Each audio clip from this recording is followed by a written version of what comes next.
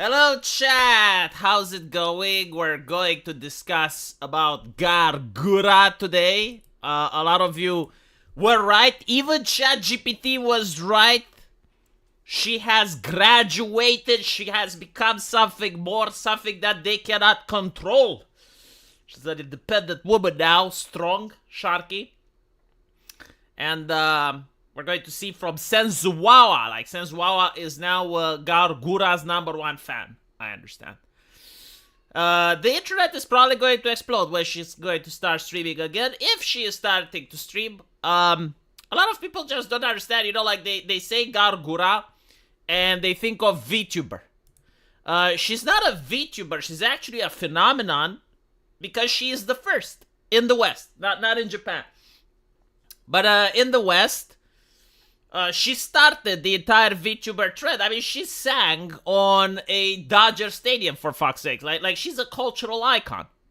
She's the Michael Jackson of VTubing. Like, she is significant. Maybe not for you, but she is definitely significant for a lot of people. Kind of like, you know, if you're into heavy metal and you hear about Metallica, right? It's kind of like that. It's being into video games, and it's Mr. Carmack, which made Doom.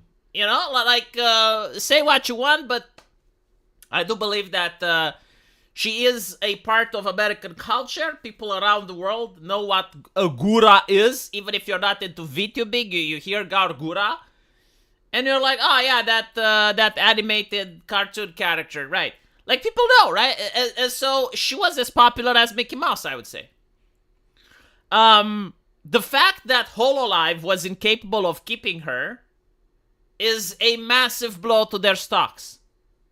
I don't know what happened behind the scenes. Like, when I was into VTubing, I actually knew a lot of VTubers and, you know, people from other companies, even like Face Connect and many other companies, but the fact that the largest company, which is HoloLive, managed to crash and burn in a absolutely ridiculous manner is I don't know. I mean, one of the reasons I think, and this is what I believe happened, okay? This is just my thesis, my theory based on what I hear behind the scene. When HoloLive decided to go public, and they also started sanitizing the company. It's like, oh, you can't say this, you can't do that. Oh no, don't say this, don't do that. Oh, we need to think about morality. Morality über alles. Morality over paying our employees. Morality over contributing with taxes to society, because fuck cash. Fuck money, we need spirituality, right? Like, we're going to feed ourselves with spirituality, and we're going to not make money and entertainment, but we're going to be righteous members of society, which soon are going to become unemployed, you dumb fucks. That's pretty much what it is, right? It's, like, the idea that being moral, in the sense of entertainment, right? Like, what the fuck? Like, this is the circus. It's not the church. You're supposed to provide what the public pays you for, all right? And if you don't provide that, the public goes somewhere else. Honestly, I'm starting to notice, like, the cultural mindset that exists and why America is losing the culture war from China, from Japan, because they honestly are using entertainment like it's the fucking church. Whether it's like woke ideology, whether it's like, you know, being pious and woke, or it's like the Christian, the Melanie Mac version of it. It's gotta be with morality. It can't just be entertainment for the sake of entertainment. No, it's gotta be like, what is the message? Entertainment doesn't exist in a vacuum. And so they sanitize entertainment. They bring the bureaucracy. And with the bureaucracy and the sanitization, you can't have Metallica, you can't have South Park, you can't have Black Sabbath, you can't have slasher films, you can't have Freddy Krueger. You can't have Freddie Mercury either, right? This is what you get when you think that the circus is the church. And the church doesn't necessarily mean Christianity. It can mean woke ideology. It can mean like any set of moral guidelines that aren't just like a basic, you know, common thing like the ESRB, like here's like a couple of rules. No. It's like an entire fucking compendium of things that you are allowed, things that you aren't allowed. Like, for example, it used to be no violence at all, right? And then it was like, okay, now it's no erotica, no sexuality at all in video games, in movies, in TV shows, just none whatsoever. And meanwhile, other countries that are laughing at the West, and they're saying, okay, you know what? Like, if you want to bring the church into entertainment, be our guest, we're just going to make entertainment. And the public just goes over there. And so what happens is, like, when you bring morality in entertainment, you're not swaying the masses. Like, you're not persuading the masses of your point. The masses just go somewhere else. And I think this is what happened with HoloLive. With HoloLive, they're basically losing everything now because they're sanitizing the product. You can't have terrible gay music. See, like, this is another thing. The hand-waving of soft power. The reason people in Eastern Europe absolutely love America, even though we never lived there, is because of Hollywood, because of music, because of video games. Like, you get other people in the world to be interested in your culture, and so we actually love America, even though we haven't been there. But now you're like, oh, you know what? That's gay music. Oh, who fucking cares? Well, my children are going to grow up with Chinese music then. And that's pretty much how it's like, you know? I don't get this mindset. I generally don't even try to understand it. Like, if you like to sabotage yourself and you like to show that your culture can't produce something just because you personally don't like it, even though it's popular around tens of millions and it goes around the world, but like you personally don't like it, and so you hope it doesn't exist. Well, it's just like your competitors, like the other people, right? The Chinese, the Japanese, they're gonna do it. Because at the end of the day, like you're not basically teaching people that they shouldn't like that style of music. Like, that style of music is still there. It's just you're not the one producing it. You're not the one getting taxes from it. You're not the one benefiting from it. Someone else is. Stop sanitizing content. If the law demands you do, go somewhere else. It does not. Yeah, like the thing with sanitizing content, I honestly think that if it's not edgy, it's not worth watching. Like, most shit that's sanitized isn't good. Meanwhile, the stuff that freaks people out, the stuff that people hate, like bomb fights, South Park, Jackass, Beavis and Butthead, you know, all the shit, like, that's popular, that sells. It is what it is, you know. The interesting thing is when people are bored and they don't have the circus, they start misbehaving.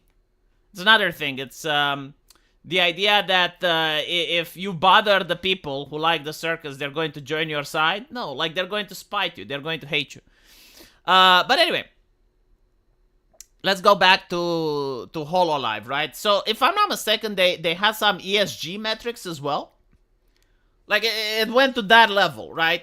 Now, I do understand that for a idle company like HoloLive, there are a couple of difficulties in maintaining talent.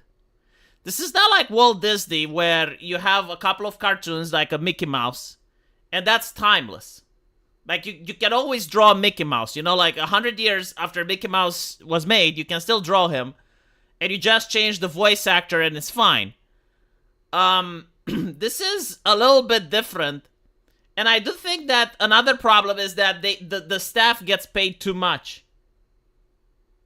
And when the staff gets paid too much, and you're a chick that's making, you know, hundreds of millions, and you're looking at the huge audience and the fact that you're singing at a baseball stadium and shit, you start realizing, why do I need them? And it's a good question. Why do you need them? You know, like, the only thing that they do is they put rules on you. They tell you how to behave, who you can talk with, what to say, who you can collab with. You may even get like an arrogant manager that doesn't even know how to do your job, but he's very arrogant. He's very, you know, you can't fire him. You can't get someone else. Like, you have to deal with them. And so you gotta wonder, it's like, why do I put up with this shit? Now, meanwhile, if you look at other places like I don't know, the NFL, no, not the NFL, sorry, the wrestling, right, like WWE. Well, the thing with the wrestling is that it was the same idea, right? Instead of having idols and VTubers, you have actual wrestlers. But first of all, like, they weren't paid millions of dollars, I don't think. At least not most of them. And secondly, it's like, well, where are you going to go? Like, if you're doing wrestling and, you know, you quit, what else are you going to go? You don't have many places, right? And so, it's not like an idol agency. Sweet buyer's remorse. Thank you, JDA. Yeah, but the thing with the idol agency, it's like, the idols age, the idols make money, at some point they want to quit, and more importantly, the biggest issue is that they're women. And I know this sounds a little bit misogynistic, but I'm not trying to say it in the misogynistic sense, I'm trying to say it in the social sense. Because I actually do know behind the scene, and I have spoken with a lot of these girls that work at various talent agencies. And I want to say, like, behind the scenes, they're very catty in the sense that, well, you know, like, usually when you have content creators, they're incredibly arrogant. They get an ego boost. Like, I want you to understand, like, most content creators don't expect to make it big. And so they start off small.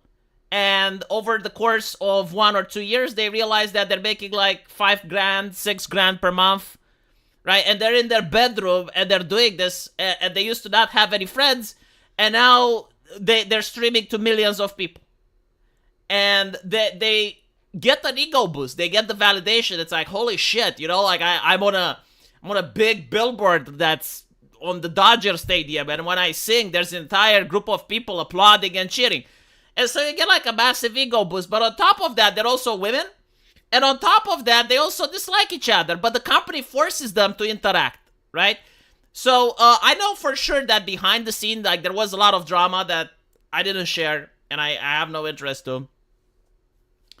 But there's like a lot of seething hatred between the talent.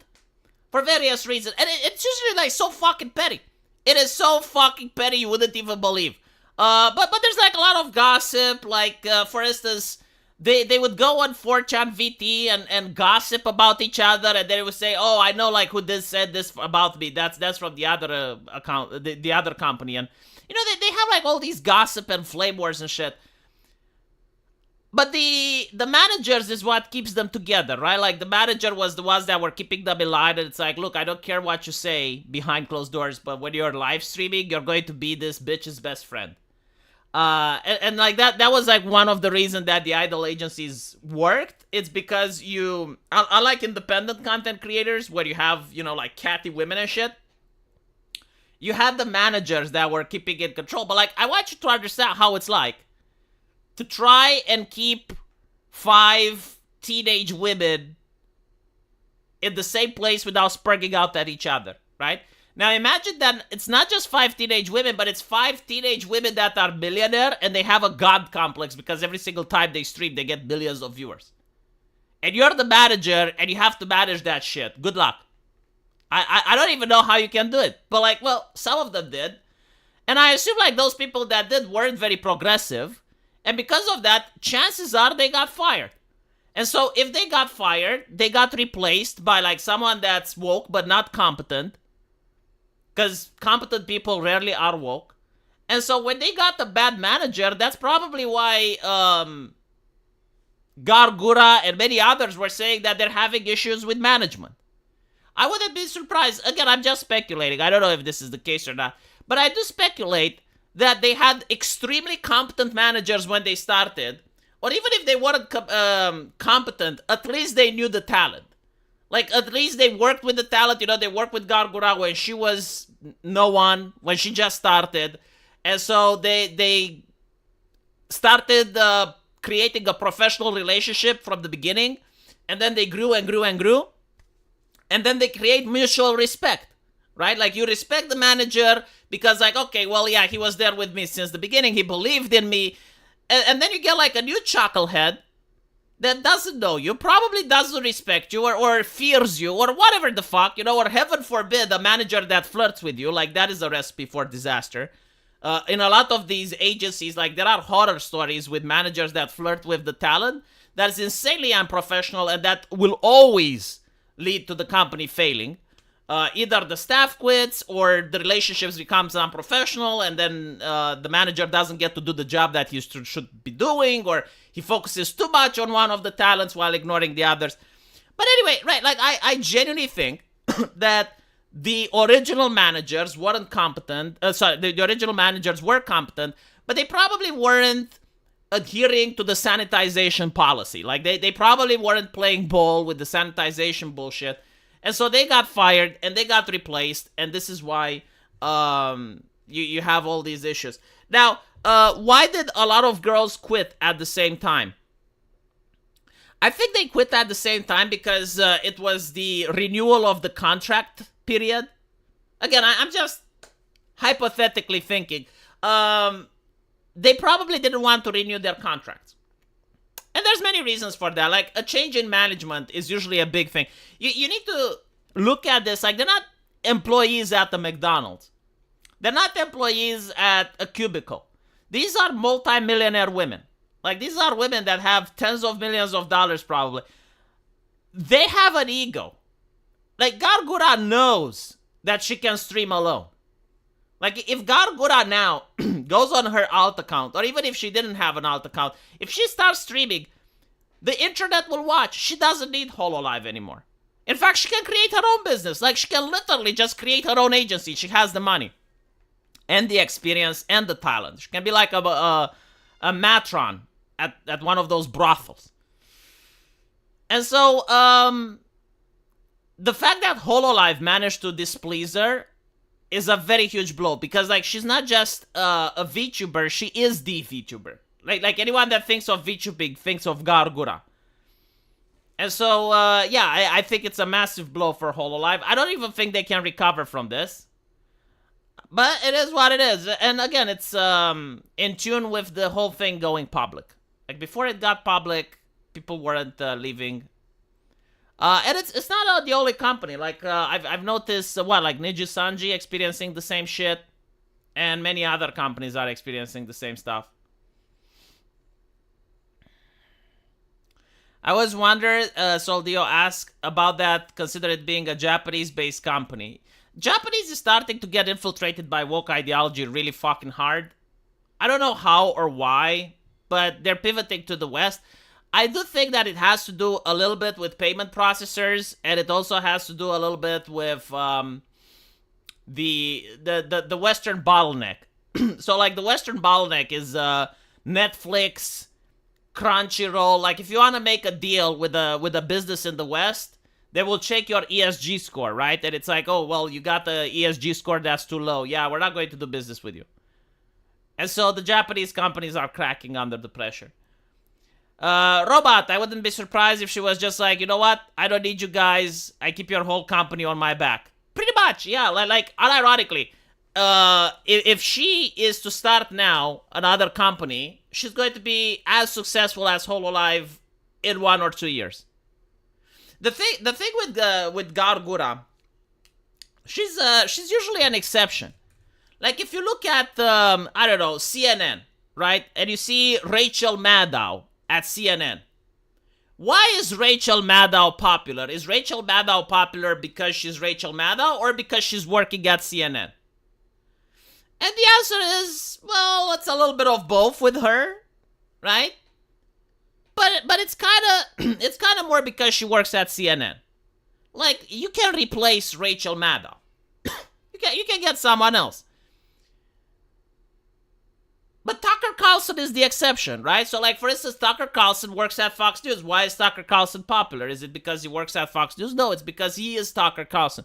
Like, he actually brings value to the brand. He doesn't need Fox News. And we see this. Like, when he left Fox News, started his own show on Twitter, and is just as popular as he was before, showing that, well, actually, in a rare case, it's not that Fox News...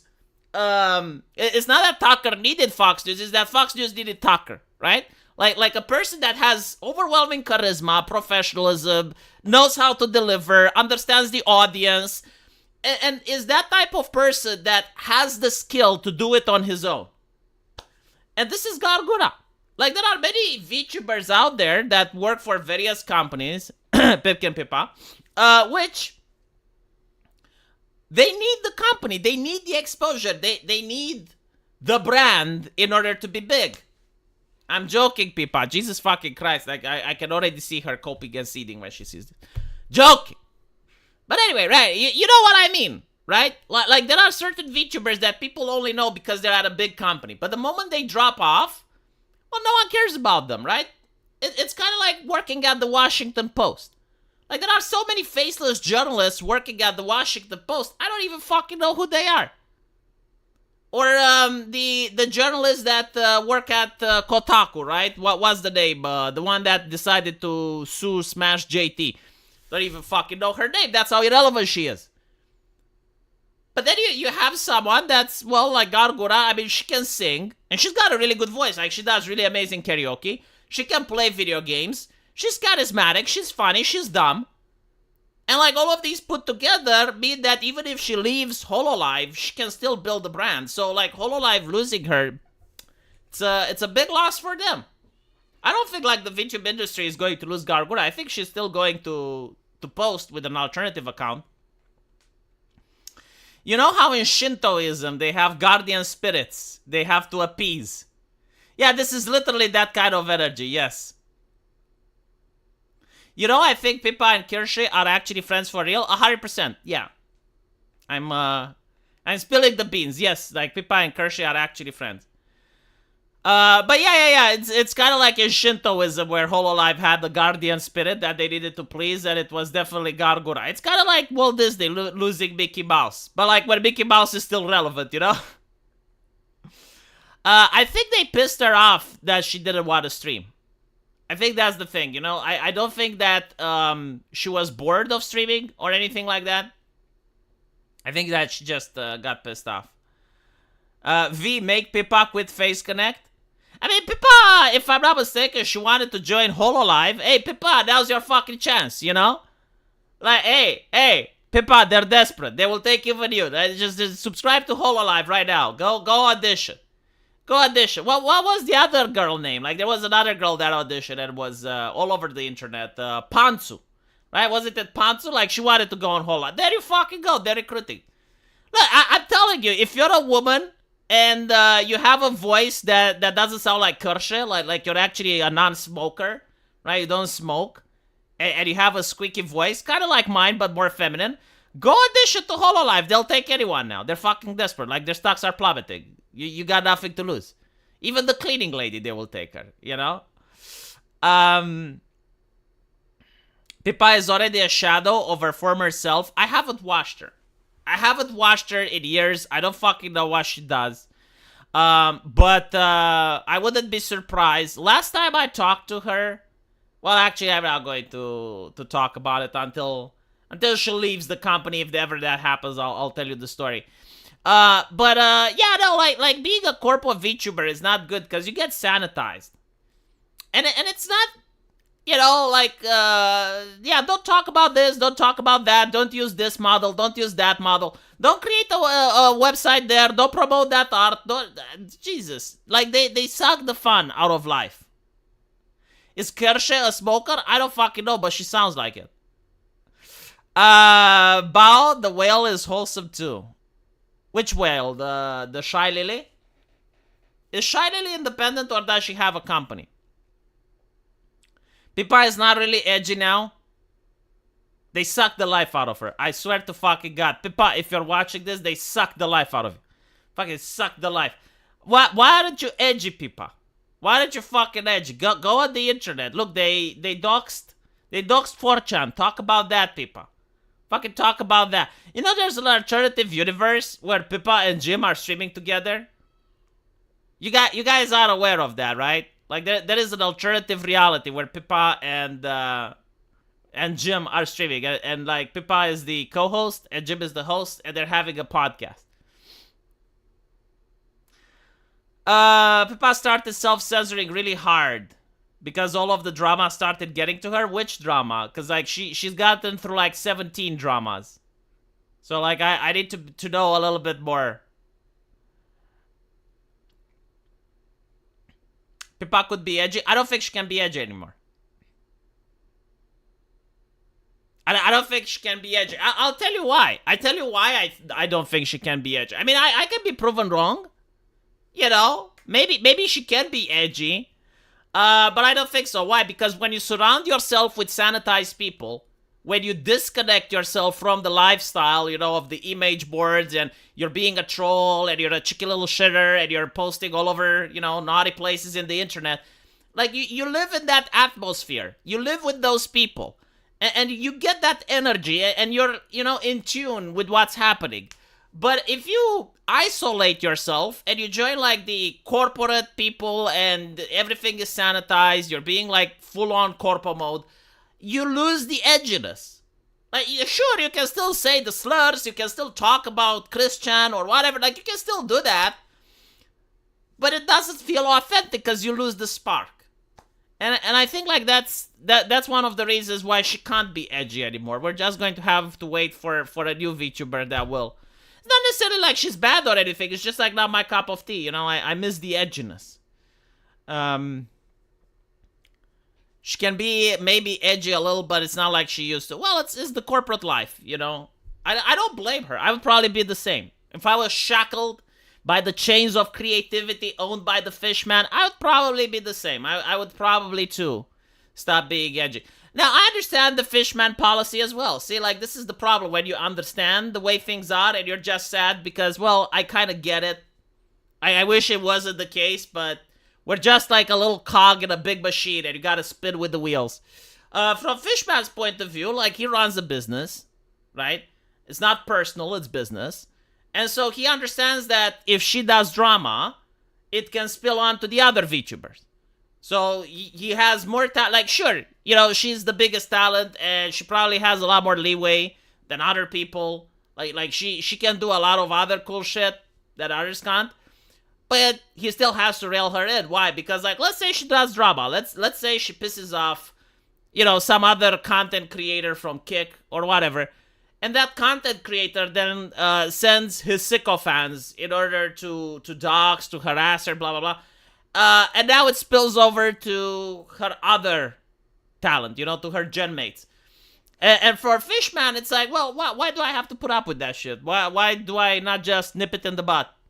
Just don't let it blow out, you know, just stuff it before it happens. Yeah, and then it's also, like take into account that Fishman also wants sponsorships, right? Like, he wants to put Pipkin Pippa at the Dodger Stadium. But, like, imagine if Pipkin Pippa has a loud mouth and she talks about glowies and shit. And their ethnicity. And then, like, Fishman is like, fuck, I can't put her there. And then, you know, like, maybe he wants to put someone else. Like, maybe another genmate. And the sponsor goes, yeah, but you're the company that has the rabbit. Go fuck yourself. And so, I understand where he's coming from. But at the same time, my fucking God, you know, I really hate the fact that the moment a hobby becomes popular, it becomes shit. And I don't know if this was always the case. It's kind of like it wasn't like that in the 90s. You know, like, take South Park, for instance. Like, South Park became really popular, and it didn't get shit. And it had, like, so many years, so many good fucking seasons. Stargate got popular, and it didn't get shit. Like, Stargate was insanely popular. Star Trek as well.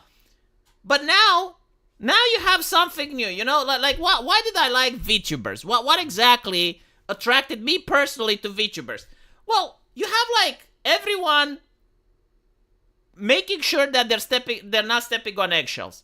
Like, everyone on YouTube was sanitized, politically correct. Everyone was saying whatever, you know, was needed. And the only type of women that were streaming were e-girls and that Star Wars girl. Like, that's it. Like, those were the only type of female streamers that existed. And then you have VTubers. And my God, you know, these girls get annoyed and angry when they're losing at video games. They're authentic. You got a VTuber talking about glowies and shit. She's dropping edgy words here and there. She talks about topic that she doesn't give a shit other people talk. And so it's like, wow, this is entertaining again. Holy shit, like, this is actually fucking entertaining. I'm already laughing. You know, I haven't laughed in ages. And now I'm enjoying myself. This is so fucking cool. But then more and more people join. More and more people watch. And you know, now she's got, like, thousands of subscribers. She's got thousands of followers. And she's got to tone it down. She can't say the same edgy shit. Got to tone it the fuck down. And now we talk about BlackRock and ESG policies and, you know, all the other bullshit and woke ideology and representation matters and diversity. And now it's the same like everything else. Now it's the same like Netflix. Now it's the same like Disney. Now it's the same like all the other shit that I'm running away from. And it's like, my fucking God, is it like necessary that every single thing that I like, the moment it becomes popular, it has to become shit? It's not you know, like, normies destroy everything. I think it's just this generation, man. I think it's this generation of normies because, again, during Stargate, this didn't happen. Like, we had so many cool TV shows when we grew up, and they were extremely popular. And just because they got more popular doesn't mean that they were losing audience or they were becoming worse. It all comes down to the orange man personality. Managerial class brains always. Yeah, probably. It's the orange man shit. Yeah. Like, before Orange Man, you literally had, like, a vile show. Like, some of the most vile thing, I don't know, Human Centipede, right? Like, you had the Human Centipede. Chat, have you seen the Human Centipede? Are you aware of what the Human Centipede is? Like, have you heard of it? Google it if you haven't. Right. So what is the Human Centipede? An absolutely disgusting show, disgusting movie. Just absolute vile, grotesque, where the director went, what can we do to creep the living shit out of people? Like, what exactly can we do to make it as over the top as humanly possible? Like, let's make the worst movie that our mind can possibly conjure. Yeah, it was a stupid movie, but a lot of people watched it. Why? Because it's edgy. It's like, well, it's how bad can it be? I want to see it. And you're like, holy fucking shit.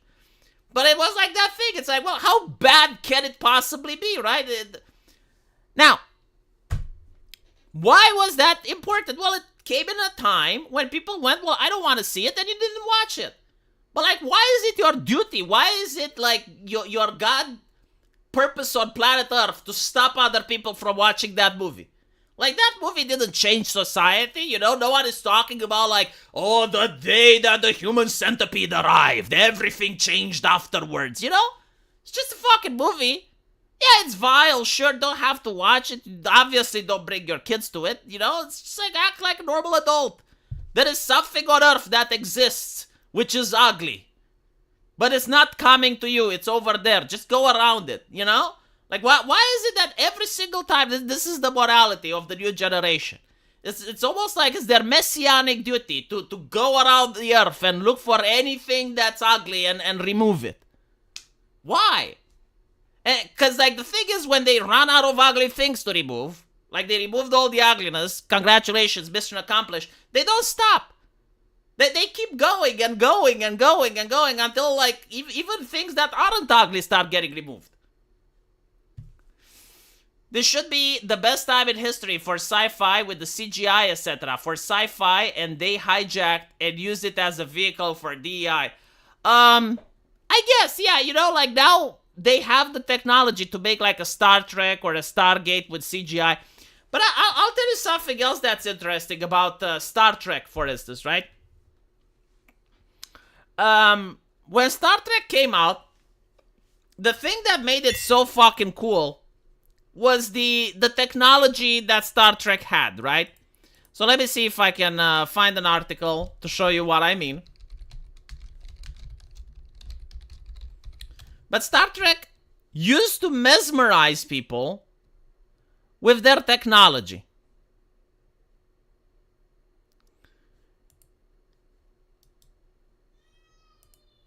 And so, and I'm not talking about the teleporters, right? But I'm talking about the teleporters were cool as well, sure. But, like, I'm talking about this. Like, you have Captain Picard, just holding what is later on going to become an actual tablet. Right? Like this is before the iPhone, before the tablet, before anything. They had like this manual thing in their hand, smaller than a laptop, and like they thought about how it would look. But this is like before even the concept of a tablet. And it's not just that, like they used to have radios, right? Like they would just touch their little thing on their shirt and all of a sudden they can talk to someone from the ship. Like there was so many cool stuff that they predicted technologically, even like at the time you're looking at it and it's like, holy shit, this is like fucking magic. Like the idea of a telephone or a radio without wire, right? Like, there's no wire, it's very small. You put it like a little pin on your shirt and you just touch it and you can talk to people. Or the computer. Holy shit, the computer from Star Trek, that's AI, right? Like at the time you'd watch, so like Picard talks with the computer and the computer talks back, and you'd be like, well, why isn't Picard anthropomorphizing the computer? Why isn't he talking with the computer all the time? Didn't make any fucking sense at the time. Because when I was watching Star Trek, I was like, wow, if I was there, I would talk with that computer nonstop. And then you realize that AI comes along and you kind of get it, And it's like they predicted artificial intelligence and how it would work way before our time, like decades before our time. I mean, the idea, like when they go like, computer, bring up computer, bring up Churchill. And they would actually like bring and simulate Churchill, and you'd be like, oh, come on, that's ridiculous. How the fuck can you do it? Now you go into ChatGPT and you tell ChatGPT, hey, behave like Churchill. And it actually fucking does it. It's probably not the accurate Churchill, right? But like it's simulating it as best as it can based on historical data. What am I trying to say with this? Like what am I coming with this? You need extremely intelligent writers to come up with this shit. Like if I was to task you, make a show that can predict the technology that's going to appear 40 or 50 years from now. How many people do you think would be able to do it and do it accurately, especially? I mean, some things you could probably do. Like, I would probably think, okay, Neuralink is in developments. Like, maybe in the future, computers will not have keyboards or mice. Like, you just have a screen, you're looking at it, and as you're looking at the screen, the mouse pointer moves, and you do, like, a lot of stuff, You can probably do that. You can do robots, but they're not as impressive, because everyone fucking did robots. Like, everyone knows, right? But like to actually come up with the technology of the future, like what can you do in the future? Like maybe move things with your mind or some shit. You're watching a cardboard and the cardboard moves by itself. But like the current writers, they don't focus on that, right? Like look at this Star Trek which came out. Like what did they do? Oh, they made the screens a little bit more sci-fi. They used a little bit more CGI on them, and sure, now they look a little bit cooler. But like they didn't add anything. They didn't really add to what made Star Trek cool. And so going back, it's like we should have like good sci-fi now. Yeah, but you don't have writers. You don't have competent writers that can first of all like understand why the IP is good and why people like it, and then be able to add to that rather than remove or just add wokeness. Not even intelligent writers, just writers that can defer to actual experts and listen to them. They used to do that, right? Like in Star Trek. It blew my fucking mind. The Star Trek apparently worked with the United States Air Force. I didn't know that shit. But apparently, like, the people that made... Not Star Trek, sorry. Stargate. The people who made Stargate actually talked with the U.S. Air Force. And actually asked them, it's like, okay, how did you guys do it? Like, how okay, listen. We are making a movie, we're making a show where people have, like, this ability to travel between planets by entering a Stargate. If that was real, and you are the military, how would you operate it? And they were like, well, I guess we would send, like, different, squads. Like, we would have every squad with a person that's a scientist, with a person that's military, another person that's an expert in civilizations, an anthropologist, basically, and we'd send them those. But, like, how would you know if the planet is good or not? Well, we would send a drone first, right? So we will send a little drone first. We would look at the telemetry, and if it checks out, then we send it. Another cool shit. No, they didn't build the Stargate, but they had like actual military personnel advising the show writers on how they would deal with it if it was real. Like if it was a real event, if humans were to discover a Stargate, how would the American military operate? Another cool shit was when they had an episode and they had to go through a Stargate that was surrounded by Jaffa waiting to fire, right? And so the show writers actually wanted to create like this cool battle where, you know, like they go in, guns blazing, and the military told them, but we wouldn't do that. It's like, well, what would you do? Well, okay, if we know that on the other side of the universe, the Stargate is already defended, like, we wouldn't send people in a kill zone. No, what we would do is we would send an aerial drone to map the area. We would look at their defensive positions, and then we'd just fucking launch missiles through the Stargate. And they did that in the episode, and it's so fucking cool. Like, literally, they have these, this episode where they're trying to attack a Goa'uld base. And so they fly the first drone through the Stargate. The drone is aerial, right? And it just sees the entire land. And then they just launch missiles through the gate. And the missiles explode, and there's no more epic battle, there's nothing. But it looks cool as fuck, right? And it also is smart, because you're looking at it and it's like, wow, yeah, I guess the military would do that. Like, why would they send people to die? You know, because they wanted to make it like an action thing where they're going through the Stargate and they're having like this heroic battle. But it's like, no, like the military wouldn't do that. Let me see. What else can we talk about?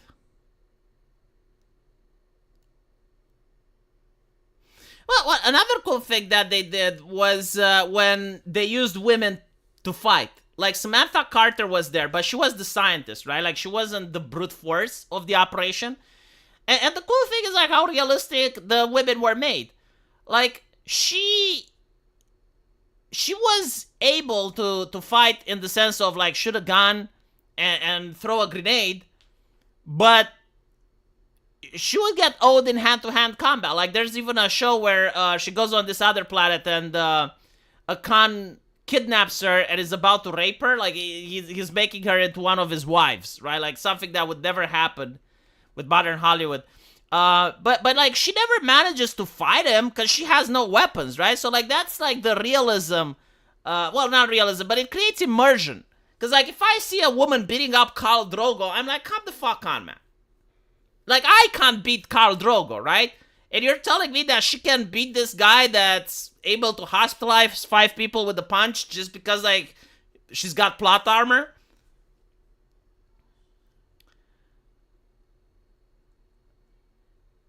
I think an attention to fields other than communication and work would be interesting, such as medicine, education. The 100 had that. Like, the 100 actually had a team of doctors that explained to them how radiation works, what type of first aid techniques you can get. Like they used to do that in, instead of hiring consultants to make sure that the movie is woke, to make sure that the show isn't offensive, they would hire consultants to tell them about medicine, history, science, that type of thing. Star Trek used to do that. Stargate used to do that. It was fucking cool, but it is what it is.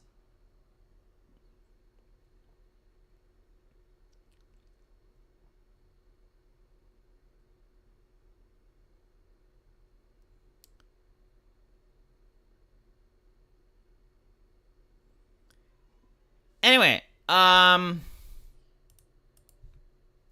apparently there's something else that I want to talk about. In Britain, it's not recognized by the legal system that trans women are women. So now when I'm being asked, do you believe trans women are women? I can say yes, but the British government doesn't. I predicted this would happen, though. The reason is that Britain is a country that venerates women. I I mean, most of their legislation is built around making women comfortable. It's one of the only nations on earth where it's illegal to fucking stare. I'm not even kidding. Like, you go into the British subway, and it actually says something like, like warning you not to harass other people, and part of what constitutes harassment is just staring, right? So, like, if a woman says that she was in the subway and you made her feel uncomfortable because you looked at her too much, well, you're already on dangerous water. And so I was like, there's no fucking way that the country that has this is going to simply allow men to get the privilege by saying, yeah, I identify as a woman, and wham, bam, thank you, ma'am.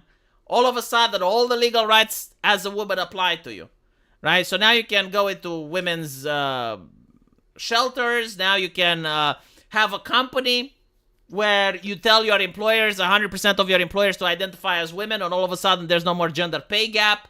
You know, all the equities and all the shit that they do there, like, all of a sudden gets invalidated because you say the magical incantation, I am a woman. And so, yeah, it was bound to happen at some point. The interesting thing, though, is that the people that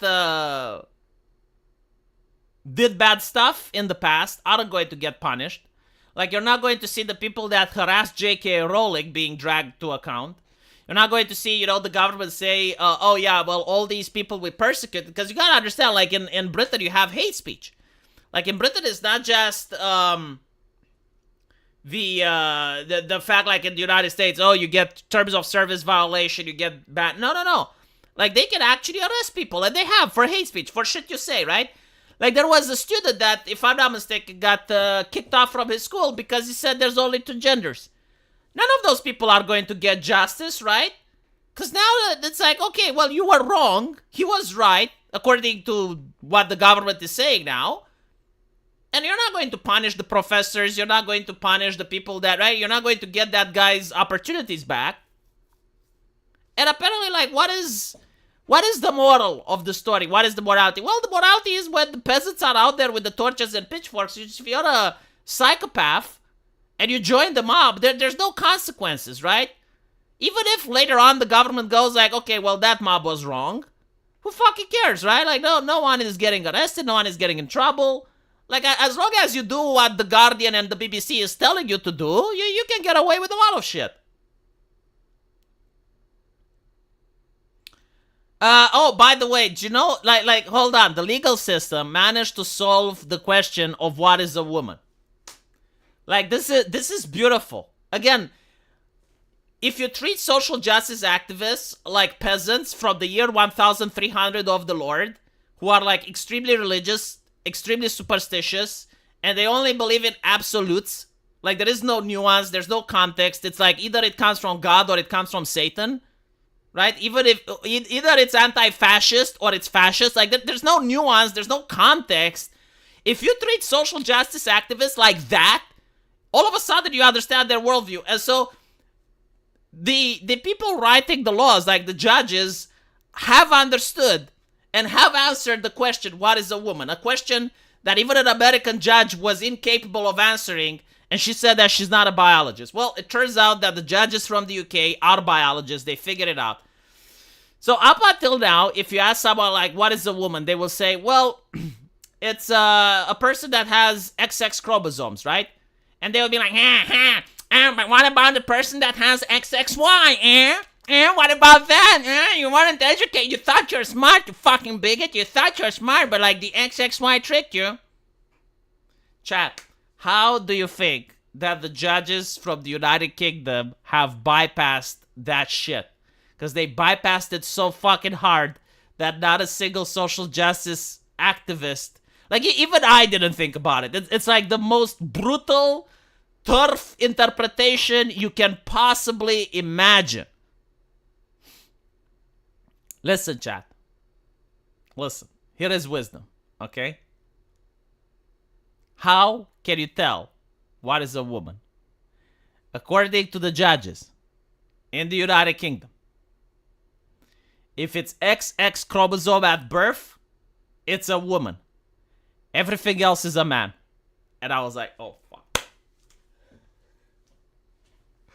Oh, get the fuck out. No fucking way. Yeah, apparently that's like the legal interpretation. If it's not a woman, it's a man. A woman is XX. Case closed. Oh. Holy shit. But what if it's XX white man? What if it's white man? What if it's intersect man?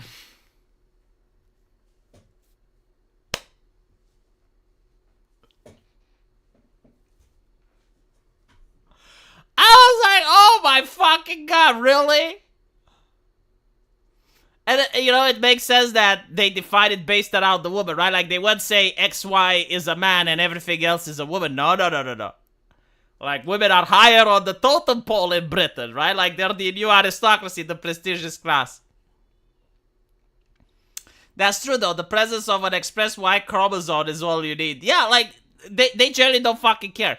It's either XX and it's a woman, if not, everything else, according to the law, not according to reality or biology or anything. No, according to the law, it's going to be treated exactly the same as a man.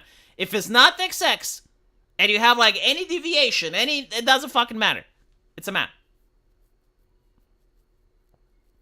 Wasn't everyone mentally sane saying this since the beginning? I don't remember people saying it. Like, this is the funny part. I don't remember, like, people would say, and myself included, I never thought about it. I was like, okay, well, it's a genetic defect, it's a genetic abnormality, blah, blah, blah. Like, I would have different responses. But the way, like, and this goes to show that the government isn't stupid. Like, when the government wants to solve something, they can come up with the answer over fucking night. Like, the government actually does have competent people that can fix problems, they just don't wanna. They're just not interested. They have, like, different agendas, and if something exists, someone from the government is profiting off it. If something exists, it's because it's allowed, and it's either because it's harmless to the establishment, or the establishment wants it to exist. No, it's not that the scientists look, let me tell you this way, right? It's not about that people genuinely didn't know what a woman is. It's that there was an ideology, it was profitable until it wasn't. And so they had an ideology which was extremely profitable for many reasons. There was a lot of grift. And now they decided, okay, well, enough is enough. And they're packing it up. That's it.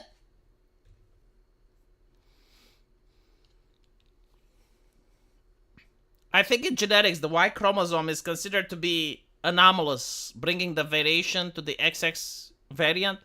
Yeah, but I don't think the judges actually care about, because like, at the end of the day, like, they know all of this is word games.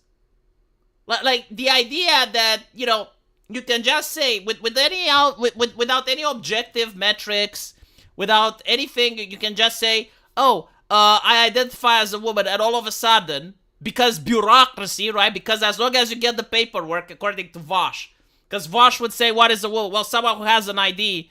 And I'm like, okay, so like, as long as the government creates bureaucracy, and through the magic of bureaucracy, now you can have a disingenuous person that's not even trans, all of a sudden say the magic incantation, and now they're in a women's prison, now they're in a women's shelter, now they can play women's sports, now they can, like many people didn't agree with that. And it's not that many, almost everyone didn't agree with that, but it was enforced top down. It's like, you disagree, you get banned. You disagree, you get fired. And all of a sudden, people stay in line, not because they believe it, but because, well, they don't have a choice.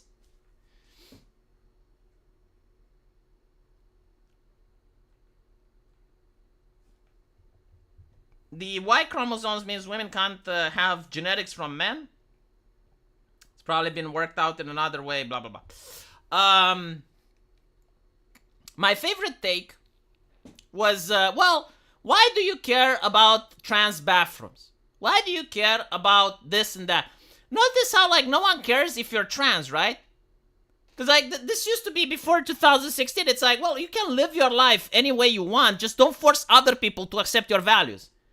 That was, like, the threshold. It's like, look, you can believe in whatever you want, but as long as you're not acting on it, and as long as you're not trying to force other people to behave like you do, you're fine. Right? So like, if you want to dress like if you want to dress in a different way, you can do it. If you want to behave in a certain way, that you can do it. But like, you can believe in anything, right? But don't force other people to believe your stuff. And that's pretty much why people are upset. It's not that upset about trans people. They're upset. It's like, well, you want to use women's bathroom because you want recognition from other people to believe what you believe. Now, if Christians were to force their beliefs on you, you'd call that bigotry and you'd say that it's horrible. And anyway, right, one of the things that they would say was that, well, how many trans people are there? You know, it's like 1% of the population, right? Probably less. And so you're afraid that that percent of the population is going to go into women's bathrooms? And the argument was like, no. What I do think is like, all right, let's assume you're right. Let's assume that it's 1% of the population that's trans people. What is the percentage of the population that's dishonest, though? Like, you know, people that like to lie, people that like to cheat. What is the percentage of people that are dishonorable? And so you take a person that's not transgender. You know, someone that doesn't identify as trans, but just wants to enter a woman's bathroom. Why? Because they can. You know, maybe it makes them feel powerful. Maybe it makes them feel powerful because they're not fucking allowed, right? They're not allowed, and they just want to do it because they can. And so now, all they have to say is the magic incantation, I identify as a woman, and all of a sudden they can go there.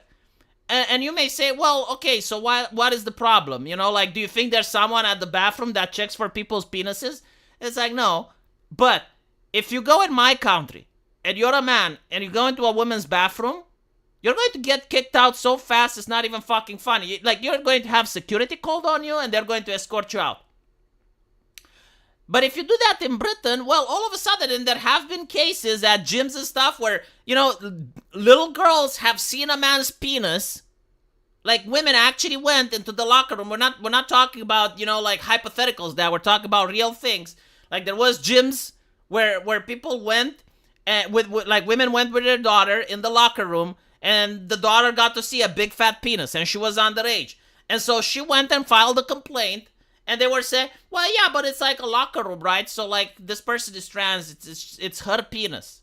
It's her penis. Well, I mean, I'm sorry, you know, but when you reach that level where you just change language and through the magic of bureaucracy, we're making so that underage girls get to see someone's fat penis, well, maybe it's too much.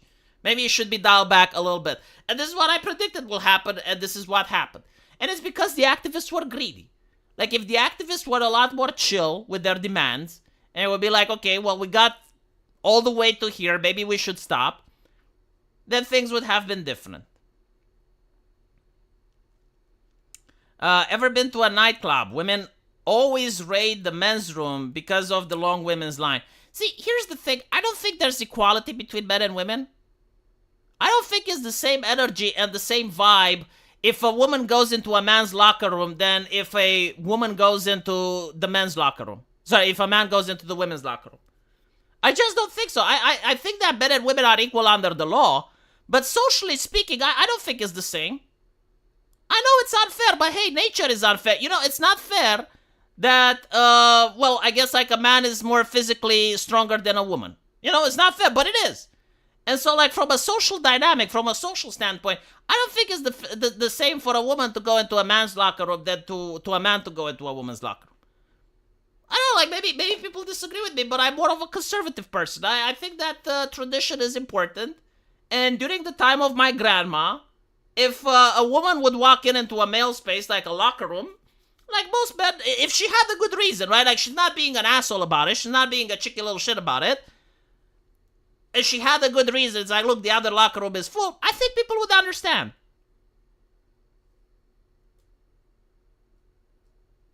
To be fair, though, you know, like, there should also be men's only spaces. Like, I don't understand why there's, like, this thing where it's only, you know, you have to force every single place to be, like, no, like just how you have women-only gyms, and just how you have, like, women's shelters and shit, I think it would be fine if you have a gentleman's club. Why can't you have a gentleman's club? Like, why is it wrong? Why is it against the law to have a gentleman's club, but you can have, like, a woman-only gym? So, like, if you want to say, like, okay, like, men-only spaces that are specifically designed for men, I think they should exist. I don't know how popular they would be, though. But I do think they should exist. Yeah, like, if you want to have a club that's specifically for men, why not? Although, again, in 2025, I don't know how many people will go there. Like, if you create something like that, I don't know if there would be a market. Equal rights, equal lefts. Get the fuck out of my restroom. Dah. Yeah, the Boy Scouts, for instance. Like, there was absolutely nothing stopping women from creating their own organization called the Scouts. And you can make your Scouts, and you can have men and women, but, like, if the Boy Scouts is even in the fucking name, and it's got, like, a history and a prestigious thing, leave it the fuck alone.